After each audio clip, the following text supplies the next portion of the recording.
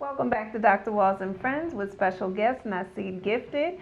And in the last segment, I mean, boy, oh boy, the work that you have done, the work that you have done. And a lot of times I know, like myself, we do a lot of things and we don't take the time to take inventory of everything that we've done. It's not until we're sitting down like now to talk about how one thing led to another, and you look at the building blocks and the huge picture that you've created. Yes. And one of your projects is PB Soldier. Yes, yes. What is that? Well, PB Soldier was a passion project, I would say. Okay.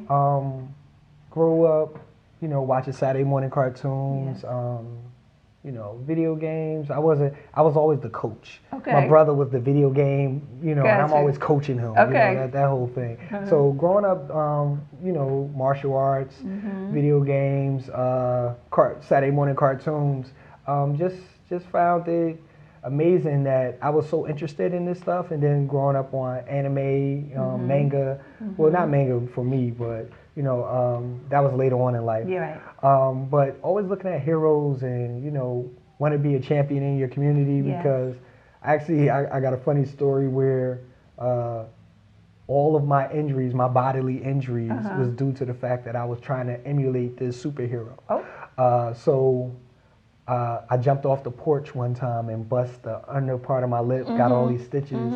Who were you imitating? I was trying to be Superman at that time. Thought I could fly. When a black man can fly, that's what I thought. I was probably like 5 or 6 or something, but I jumped off the porch and you bet. boom. It's like, oh man, what happened? My cape wasn't flattened right or something, so. That pillowcase wasn't tight enough. So I had a young lady, well, not a young lady, she was older than me, but she was teasing me, right? Yes. And then, she ran in the door and she just picking at me and everything. And got all these, the glass, the front doors where you had all the little frame windows, panel windows. Yeah. So I was like, and I punched through the window and everything, left my arm in there. I thought I was a hawk at that point, so I had all these stitches on my arm right here, and mom taking me, closed my eyes when I woke up. Yeah. I'm coming out the hospital with all these stitches because I don't remember anything. Right. It was just like, just some of those things. So It impacts us. yeah, it definitely does. I only tell Spider-Man 2, and we actually were, and my friend will attest to this. We wanted to be the Ninja Turtles, so I was Leonardo. I was the leader. I had my little. So you stayed a leader. Yeah, so I had this little katana blade, and we battling for to make sure we getting prepared just in case the Foot Clan or somebody comes up against us. We doing all of this stuff, and he attests to this. So I'm gonna tell the story for you because every time we meet people, Fred, you tell everybody how I cut you in the face with this sword. So I ended up cutting him in the face by mistake with the sword. He had the nunchucks, I had the sword. I was a little more, skilled with it. He learned it. He was learning. He watching Bruce Lee flicks, trying to learn how to do that. So I say all of that because that was something that was always in my childhood. But impacted you great. Well, here, I'll make you smile. When I saw this at a vendor, and I was like, oh, I had to have it. That's Wonder Woman. I used to use my double Dutch rope for the lasso. For the lasso, see? All of that stuff. So it impacts you. So that was my childhood. Now, of course, it's not cool to, do comics or anything. But I read comics and all that stuff. Then basketball and girls, and then the comic books went away. But it was something I was definitely truly interested in. Fast forward, go through college, have my own kids, and we talk about words and how words have power and how words generate images. And when you talk about the word superhero or hero in general, most people would think of someone that doesn't look like them. That's the truth. So my story goes into, I took my son to see Incredible Hulk. We come from the movie and I started talking to him about heroes. And, in my household, you know, he's heavily influenced on, you know, knowing his culture. Yes. So he's influenced by comedics, you know, Martin, the 3 M's, Martin, Malcolm, and Marcus. You know, like he knows about all of them and everything. So when I asked him about heroes, he started naming all the typical heroes that everyone probably could name on the top of their head. You know, Spider-Man, Superman, Batman, all of those individuals. Right. And he didn't name anyone that looked like him or anyone that you know reframed our background. Right. And that initially I got upset about it, and then I started to do something about it. Yeah. And that's hence PB Soldier. So PB Soldier was actually a clothing line that me and a couple of my college friends were doing while we were in college. Yeah. You know how they say the revolution will not be televised, so we was real revolutionary. You know, making sure that we were had our official conscious wear. That was the name of the line, along with the PB Soldier T-shirts and everything. We did army jackets, all of this stuff. You know, upon graduation, you know, they went in with guns and came out with jobs, and the revolution was over for most of them. So that's what happened, you know. So we were struggling while we was in college, you know. We wasn't, you know, then, you know, wasn't hungry like that anymore, you know, because you gotta understand, and this is why I try to advocate the whole STEM thing. You know, you take a poor individual financially, and then give them an opportunity where they're making at the time $50,000-$60,000. That's life changing for not even for them. That's life changing for a family. Yes. So that's almost like getting an NBA salary, but you only get $1,000. You're a thousandaire versus you being a millionaire. That's you know, so now you get the opportunity to do things that you never could do as a you know, as an individual. So you buying cars, you taking trips, you're doing all these different things.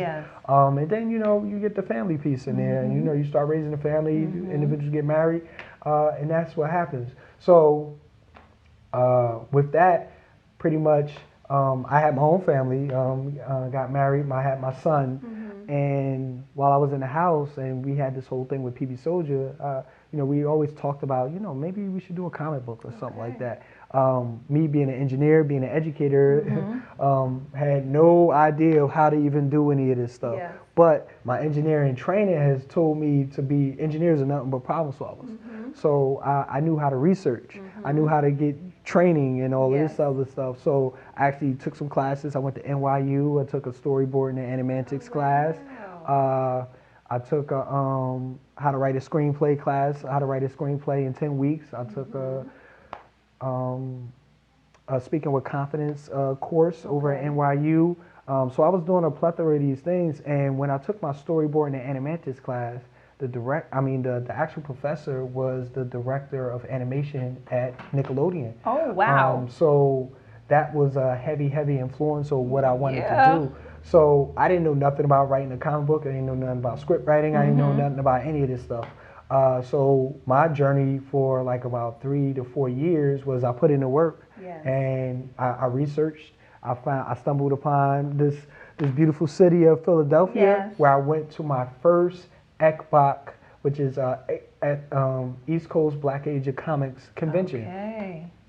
And I was floored because up until that point, I didn't know that black comic creators existed.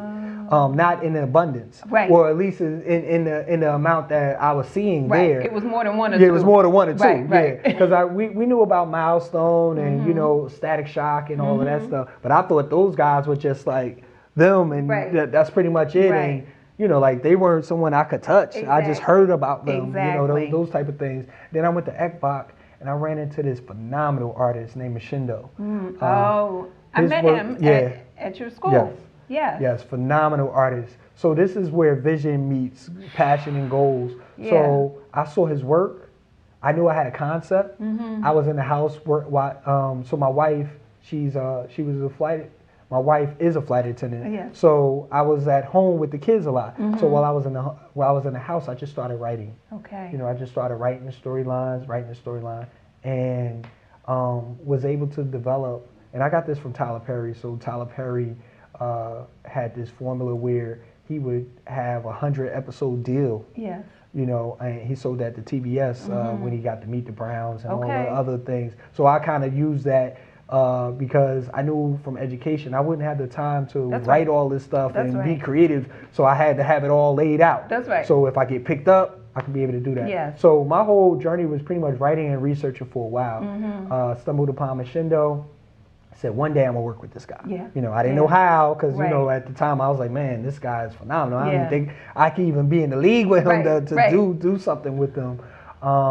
And spoke to him. Got about a year later, he flushed out the ideas for my character design. Wow. And then I put an ad out. Wow. I put an ad out with regards to working with an artist.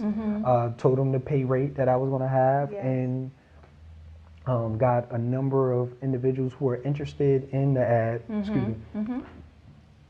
And then came across this phenomenal artist named Abel Garcia, and been working with him ever since. Wow. And then pretty much got the first book out.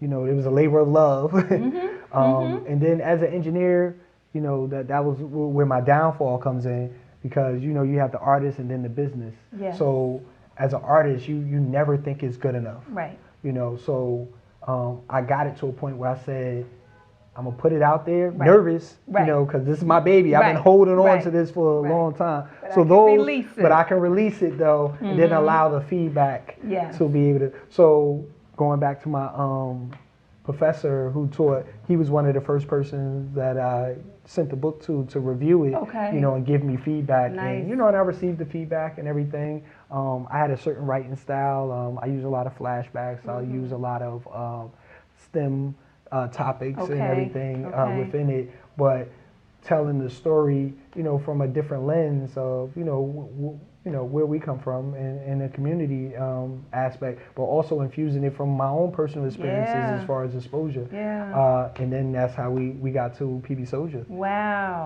That was the journey. That was it. And it was like hard work, perseverance, Commitment. and commitment. Just making sure. And then, you know, the one thing that, you know, people wouldn't understand, you know, like they see the product, they see the end product, but they don't see the front loaded work. That's right. You know, this was pretty much like an 8-year journey. Right. You know, just to get the book out. Yes. You know, that whole thing, Yes. because I knew nothing about developing a comic book. So you had to develop you Yeah. first. So I've always been working on me, and that's why I'm my biggest critic, because I'm never satisfied. So even when you ask me about these accomplishments, Yeah. I don't see them as accomplishments. I always see it as the work that I do. Yeah. And then I got so much more work to do. Exactly. You know, because I'm always looking to elevate, improve, and be better. Yeah. As an individual, as a father, as a, Yes. you know, all of these things. Yes. And that's, you know, who Naseed Gifted is all of these things wrapped up into one. I tried to, initially when I came out with the comic, I didn't allow a certain number of people to know what I did. Yeah. You know, because I didn't think it was probably frowned upon, or I'm really just a real private individual. Yeah. You know, I'm very humble, but I found very quickly people buy into you, not exactly the product. And I thought I could just sell the product without me being in the picture. Right. It's not happening. But that's And not what's you know, happening. and we're going to take a quick break, and when we come back, we're going to talk about how you have expanded to a whole bunch of other people seeing you Yes. in this next venture Yes. that you've been doing. All right, we'll be back in a moment on Dr. Walls and Friends.